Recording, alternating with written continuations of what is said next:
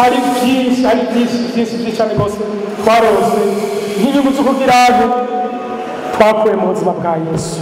Hari inyungu nyinshi cyane rwose twarose mu kwizera umwami Yesu Kristo.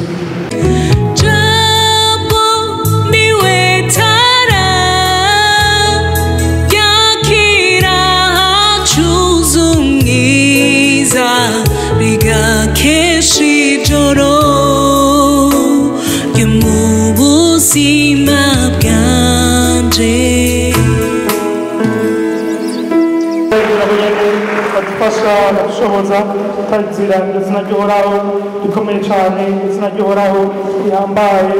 Imana baheza rero tumukamye n'umusuku cyane mubwese ashimwe cyangwa mbere manje kandi ryo rwose hari abantu baza gusenga bashakuye irazira kuza mu nzu y'Imana ushakuye nubwo bari kubabaje bari kunezereye uzoza mu nzu y'Imana ushakuye uzoza mu nzu y'Imana uzere wanezere kuko kuza mu nzu y'Imana washakuye umugambi w'Imana umugambi w'umugwanizi nta bana yifuza abantu bashakura ariko umugwanizi niwe wapangira abantu bagashakura kandi umugambi w'Imana no gutunezereza. Rero turi ku munsi novuga wa kabiri w'amasengesho tariki 19 uno munsi rero z'ukwezi kwa 12 2023 two turasoza no mwaka uko twabivuze tuko twegira nyene amashimwe shimira Imana twikengurukira kunabari natwe muri mwaka wa 2023 katuzigama katubiza ibyago n'ibyaha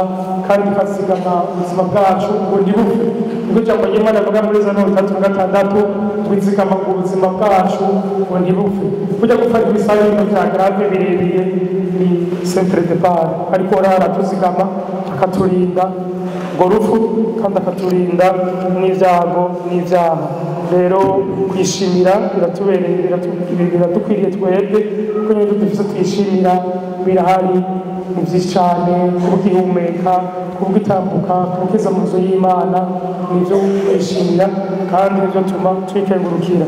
Rero dufite ijambo ryiza cyane rivuga ngo Yesu ni umuco wakira abantu bose. Rero twaciye twiga sutemejo ivuga ngo ubwo bugingo buri muri we. Imana ishima cyane umusire muri kino gitondo nawe tuyo kwijambo rivuga ngo gute ubuzima bwa Yesu gombera inyishu. Ijambo tuyo muri kino gitondo rivuga ngo gute ubuzima bwa Yesu gombera inyishu. Imana ishima cyane ubuzima bwa Yesu kugira ati wewe gombera inyishu. Ubuzima bwa Yesu kugira gombera inyishu icambere nambere dusabwa turasabwa kumwizera 100%. Imana ishima cyane kugira ubuzima bwa Yesu je gombera inyishu nawe kubera inyishu birasaba kugira birasaba kumwizera 100%. Hariho amakondisiyo hari impamvu ko umuntu abanza gutera naryosha n'indirimbo naturimbiye umurongozi Vanessa katika saventeye ijya ndirimbo nene yanditse naje muri agenda yiwanje hari igitabo kivuga ngo njeje kumyizigira amutu zamaro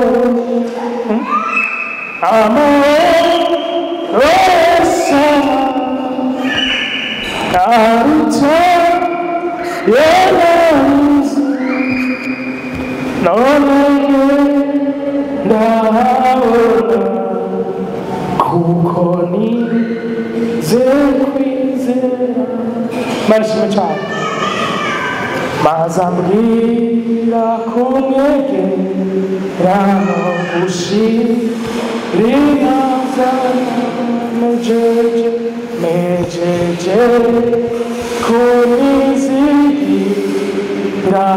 Anuzu Zamaro Amaro Goresama Waruta Ata Nogenda Nogenda Kukonize Kukonize Majini cyane maze mbabwira kumwegera bro mwejeje kumwegera akagira ayuzuriza amahoro. Imana ishimwe cyane. Iyo umuntu yegereye Yesu, iyo umuntu yakiriye Yesu, ibintu birahinduka kandi niko bimeze.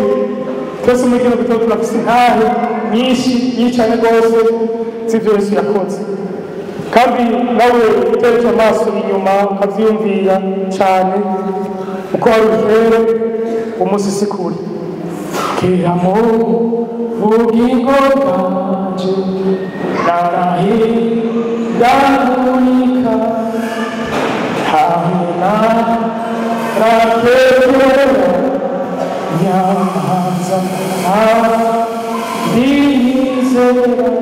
Imana ishimwe cyane. Kera mu buzima bwacu twagiraga twarahindagurika, ntabwo yaratubye iwawe kuko waba uri imbere ya saa sita siko waba uri inyuma ya saa sita, sibyo? kandi uko waba uri inyuma ya saa sita siko waba uri mw'ijoro, sibyo? rero so turavuga ngo ntabwo abantu bashaka kuvuga cyane rwose bashaka bitanga rwose ku musunzi kuko wasanga mbese mbere mw'ijoro si kwa musaha kuko wasanga ari undi muntu, kandi kandi twebwe twarakekera ahandi nyize tukizeye. Ubwo umunsi ibyo bintu byose kuva twakiriye umwami Yesu byagizeye byarahindutse. Imana ishimwe cyane. Tuzo turibagira ibyo Imana yadukoreye, tuzo turibagira aho Imana yadukuye, sibyo? Tuzo bikati kera kurema tuzo bikati kera ari umuntu mubi, ariko umunsi Yesu yarangeze, Yesu yarampinduye. Rero hari inyungu nyinshi cyane rwose mu buzima bwa Yesu Kristo, hari inyungu nyinshi cyane rwose twebwe turonka iyo tugizeye, iyo twakiriye umwami Yesu harimo inyungu nyinshi, kandi inyungu nyinshi ziragaragara. Imana ishimwe cyane. benshi turi ngaha mu nzu y'Imana nk'inyishu y'ibyo Yesu yakoze kurema. Benshi turi ngaha nk'inyungu y'agakiza. Imana ishimwe cyane. sibyo? turi abantu bavuga ati twe turi ngaha nk'inyishu y'agakiza, nk'inyishu y'ibyo Yesu yakoze. Muravuga ati jewe kurema ndi ngaha nk'inyishu, sibyo? tuyikomere amashyi rero murumva ko Yesu yakoze ibikomeye, Yesu yakoze ibihambaye, kandi kurema by'ukuri Yesu turi ngaha nk'iyo tubisobeka ibyo Yesu yakoze kurema. Yesu yakoze ibikomeye, Yesu yakoze ibihambaye. tugerera ngo ibyacu byarahindutse byose.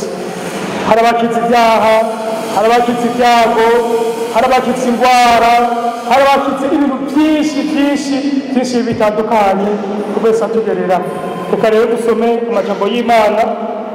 turabona undi muntu yarose inyungu nyinshi mu kwizera uwo mama yacu Yesu Kristo, kandi izo nyungu zaragaragaye, zarabonetse kuko nanjye kuko na wewe hari inyungu nyinshi cyane rwose twarose mu kwizera umwami wacu Yesu Kristo twakuye mu buzima bwa Yesu. Reka rero dusome n'amajambo ari muri Yohana ikigabane ca 4 turahera ku murongo wa 46. Yohana 4:46. ijambo ry'umutwe riravuga ngo Yesu akiza umuhungu w'umutware. Yohana 4 urupapuro rw'117 isezerano rishasha.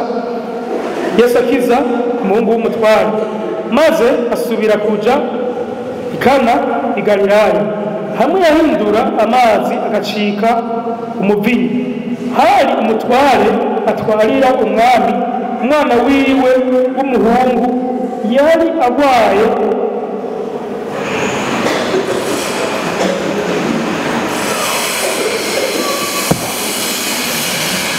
umwana wiwe w'umuhungu yari agwariye i Kaperinawumu. uwo yumvise ku munwa wa 70 hacivuga ngo uwo yumvise ko Yesu avuye i Yudaya ashitse i Galilaya, aza kuri we aramwinginga ati ngo amanuke gukiza umwana wiwe kuko ari kumvira. Yesu aramubwira ati iyo mutabonye ibimenyetso n'ibitangaza ntaho mwizera namba. Mama wenche uwo mutware ati mwami ngwino se umanuke umwana wanje atarahava. Yesu aramubarira ati niwigire umwana wawe ni muzima. Yesu aramubaza ati niwigire umwana wawe ni muzima. Uwo muntu yizera ijambo rya Yesu amubwiye aragenda. Mwumvise? Uwo muntu yizera ijambo Yesu amubwiye aragenda. Ubushobozi bw'ijambo n'utanari ariko aramanuka, abantu biwe baramusanganira bati umwana wawe ni muzima. Abasiguza cyane igihe yatanguye koroherwa, baramubwira bati ejo ku isahani niho inyongo yamuvuyeko, maze se aca amenya ko hari muri nyasaha nyene Yesu yamubwiriye ati umwana wawe ni muzima. Arizera ubwiwe n'abo mu rugo bose. Imana ikomerwa amashimwe cyane muri uko kwizera ijambo ry'Imana. Yizera Yesu igizeho kuri n'inyungu nyinshi. Rero akara akarorero k'umuntu yabonye inyungu nyinshi bivuye ku kwizera umwami Yesu Kristo. Imana ishimwe cyane kuko natwe nawe na jewe kuko nabivuze hari byinshi cyane rwose twarose nk'inyungu zo kugira ngo twakuye mu buzima bwa Yesu. Hari inyungu nyinshi cyane rwose twarose mu kwizera umwami Yesu Kristo.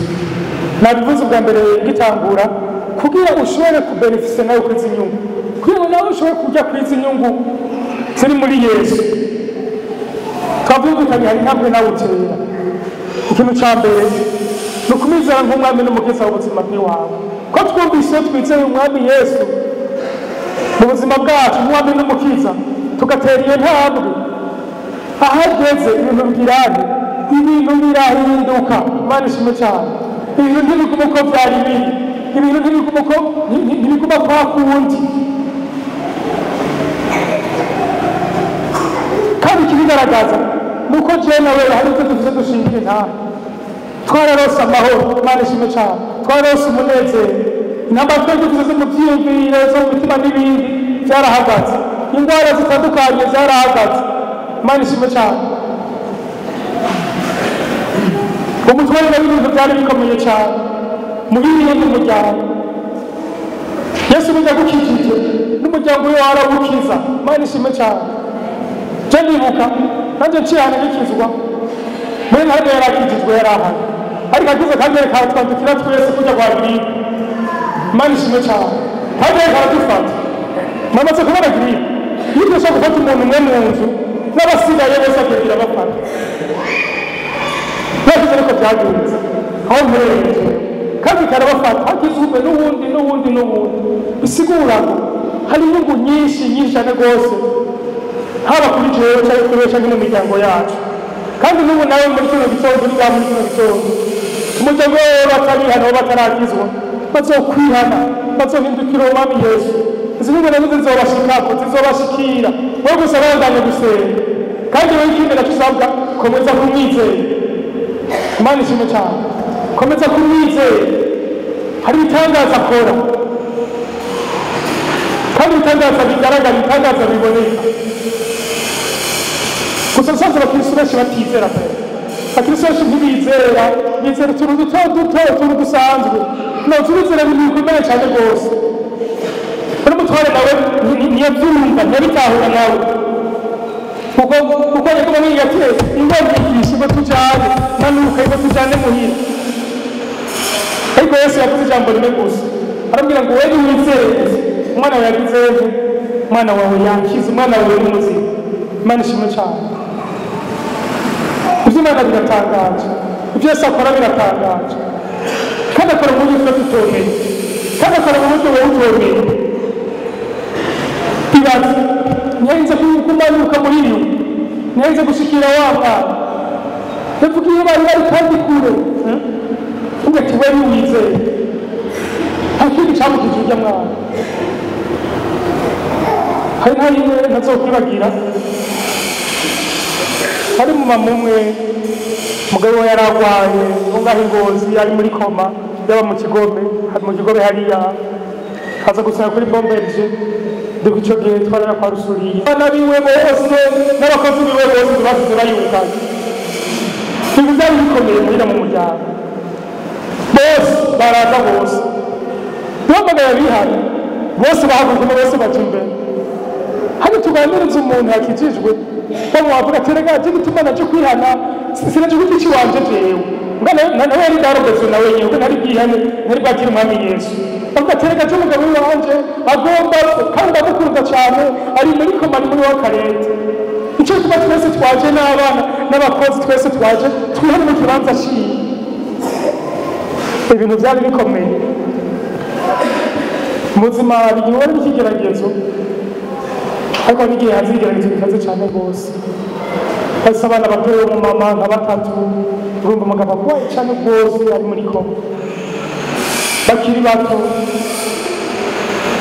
Hanyuma aragira umwana Yesu bamumama, dukomeza gusenga intego z'abantu baca bayibuka ibitangaza Imana yakoze wa muntu yaravuye muri koma. Kasi waje kurebiza tumusenge umva hafi mama we madamu we hazaga abana biwe n'abakozi bo mu nzu bose aruka, kandi icyo gihe kandi byari yabateye kweri byaraboneka, kuko ari ibimenyetso bimwe twabaye byose muhiri wabo mu Kigobe. Tugiye ku mugoroba ari dimanche soir kubasengera no kwasengera, umugonzi yari yahagurutse kandi agiye mugariza n'uwo kurwanya bari wari we wese, ariko ibyo byose Imana irabiruta. Ibyo byose intambara ibigeragezo n'ibindi Imana irabiruta. Bavuga ngo yizera ikibazo cy'umugabo wiwe bose barizeye, turabasengera barabana gusenga, wa mugabo arakira aramera neza cyane, ubu yibereye muri Suwede. Ubu bari tukomera amashusho Imana kugira icyizere n'ibisabwa ngo umuntu wese arinde kuza bakore kuri ijambo rimwe gusa ashaka kuvugira ashaka gushika muri rero ibintu byahindutse. Imana ishimwe cyane. Ashaka kuvuga ibintu rero byahindutse neza n'ibintu byahindutse.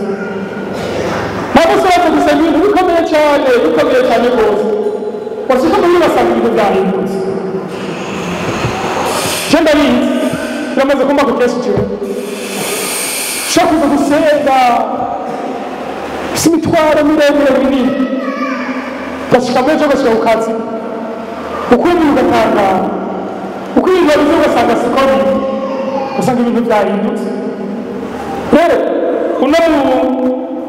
uno mutware nawe Yesu yavuze ijambo rimwe gusa. Yesu yaramubwiye ngo wizere. Uwo muntu yizera ijambo Yesu amubwiye aragenda.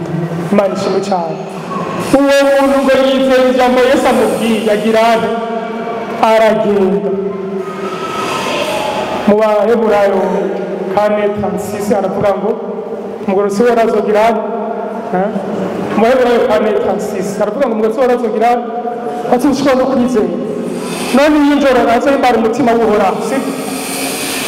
Tukwizera kwacu kwaguriza kuba kwejuru cyane rwose, tukizera cyane rwose kuko kwizera kurakiza, kwizera kurahindura ibintu. Kandi rero baravuga 11 ngo kwizera no kumenya rwose ibyizigwa utakekeranya ntibizogirane ntibizoba, kandi kwizera ngo kugirane kwizera no kubitumenyesha. Imana ishimwe cyane. Tunagira kwizera nawe turabona ibintu muri sens positif, ntibazo urabona ibintu muri sens negatif.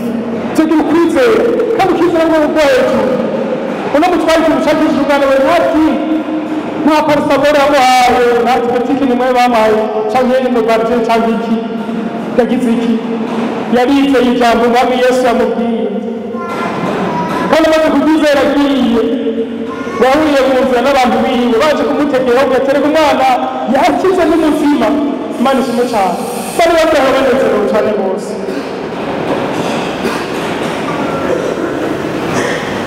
Nawe ushobora kuriga muri kino gitondo wifuza nawe kwisakurira ibitangaza. Nashaka kuriga muri kino gitondo wifuza kujya kuri izo nyungu z'ubuzima bwa Yesu muri wewe. waramwakiriye waramwizeye ariko ibintu ntibihinduka vyene birabaho birashika ariko umuntu aba muzi Imana yarakijijwe ugasanga ibintu biguma kwa kundi nyene ntibihinduka nta vyiza yigera abona nta kintu ciza kimutumbeye numva no kugira ngo nawe devere ukwizera kw'iwawe tega nabigisha bari kw'Umwami Yesu ati nga mwigisha twongere ukwizera Imana ishimwe cyane reka muri kino gitondo kw'Umwami ati Mwami Yesu nanje nyongere ukwizera hano usanga bizera utuntu dutoya bizera utuntu tubaye bawe kandi uko wizera uzobibona nimba wizera bito uzobona bito nimba wizera binini uzobona binini nimba wizera ibikomeye uzobona ibikomeye Imana ishimwe cyane nuko bimeze muri za kondisiyo nakivuze ari amakondisiyo nuko bari ibivyiza biva kuri Yesu nuko ari amakondisiyo yo kuja mu Bufaransa yo kuja mu Bubiligi yo kuja hehe ushobora kuja mu Bufaransa udafise visa sivyo visa de séjour ushobora kuja udafise novuga ibituma ushobora kwinjira ushobora kuja kuba ushobora kuja ntibikunda no muri Yesu rero hariho intambuko hariho amakondisiyo tubwiza gukwiza nije no kwizera rero n'ibitangaza birasabwa ko nawe wizera binini wizera birebire ibisigaye rero ugacubwira iki ugacubona ibitangaza Imana rero bishimirwe kandi Imana bahezagire cyane Jambo niwe